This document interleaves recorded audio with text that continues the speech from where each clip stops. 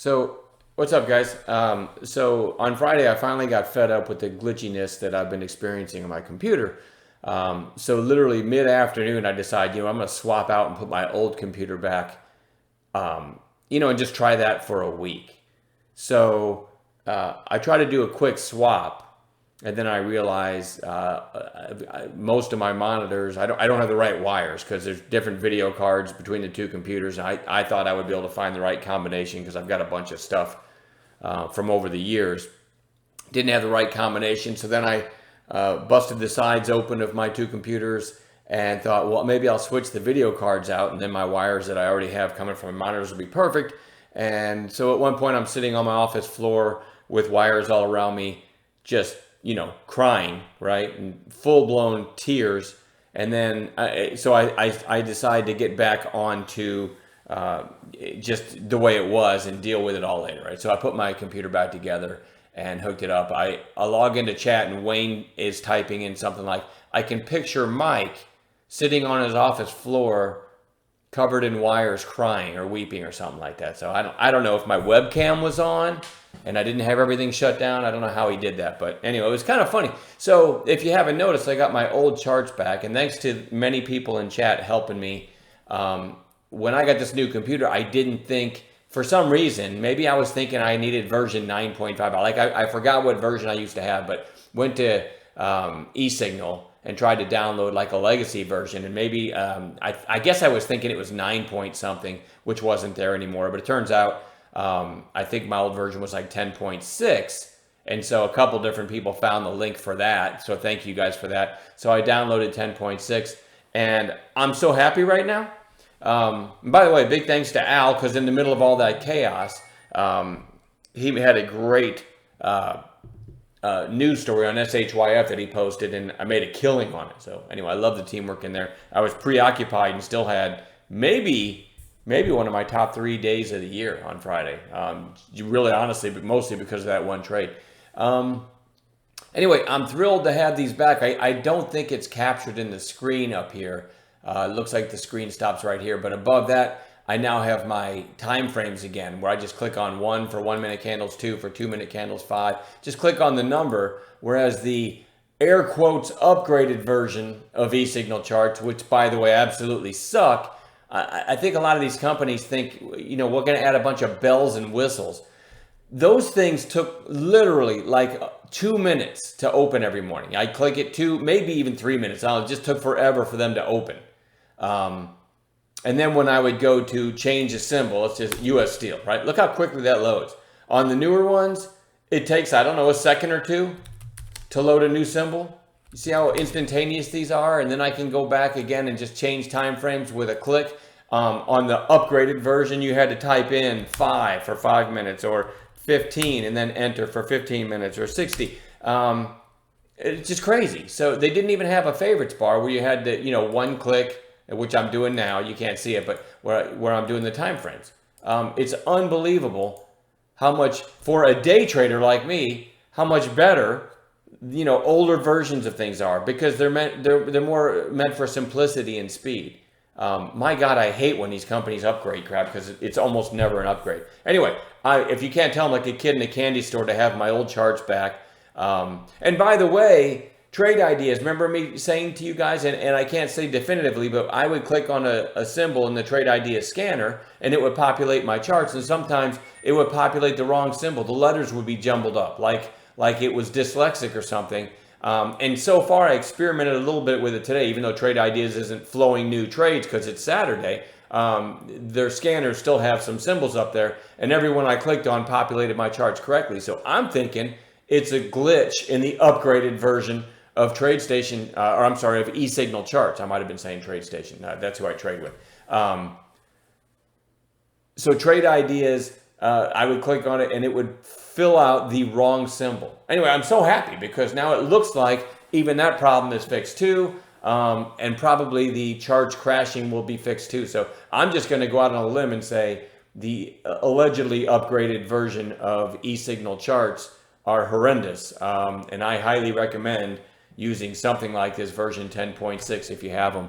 And now I'm back to my white charts. Everything's clean again. I'm so happy, so happy. Anyway, All right, so let's go into the watch list. I've babbled for 5 minutes already. My apologies. Starting with the SPY, we're in kind of a sideways consolidation, but holding up very, very well, right? So what are we watching for Monday? WIMI, just a crazy move. And by the way, in after hours, I think this went up to almost 22 bucks or something. Oh, and there's another thing. You can see my volume on the newer charts. They didn't break it down like you had to do math. They didn't have commas, and you had to literally like use your cursor and scoot over every 3 figures. I'll try to find something a little more normal volume. VXRT, like say, very clear. It had 10.34 million traded on Friday. On the newer version of charts, you'd be lucky to figure that out. It would all be in one big number without commas. So I couldn't tell if it was 103,000 or it's stupid, right? 1 point something million or 10 million or 100 million. There's just a bunch of zeros and you had to figure it out. So again, I love my old charts. All right, sorry. Let's go back to this. So WIMI just kept ripping too in after hours. And went out in after hours around 20 bucks. So I doubt I'm going to do anything with it. 154 million traded on Friday, but let's keep this one on watch for the next several days. PSV, huge move. Great call in chat by Bruce through $1.30. And man, it went up over $3 from there. I love the teamwork in the chat room. Closing way off its highs though, so who knows what to expect. But I do want to keep it on a chart because I'm a day trader, and anything that's doing that kind of volume and that kind of percentage move, we want to watch for several days because you might get an 8+ setup and be able to make 1 or 2 weeks worth of wages at one of our old jobs. For all you people that are day trading full time now like me, it doesn't make sense to not have recent high flyers on a chart. I'm not in love with HTBX, but if I pan out here, you kind of picture a trend line. It's kind of coiling. So it looks like it might be ready to break out. I don't love the way that one trades, but I'm going to watch it. OSMT, let me zoom back in a little bit here. Really nice kind of cup and handle breakout on Friday. Closing off its highs, but at the same time held up really well and had really good volume. Maybe a red to green or some kind of setup like that on Monday. SUP, nice volume, pretty strong close. Maybe it breaks out of this range next week. We're going to watch that one. INTT, another one, strong volume. Now it's worth noting that this strong volume was only 676,000. So this thing, I'm going all the way back as far as I'm looking here. I don't even see a million share day. So I don't know that I've ever traded this one, but it's interesting to me that it topped out near 4, and then there's another potential catalyst right here from early in June at 410. So for me, those two things make it worth watching.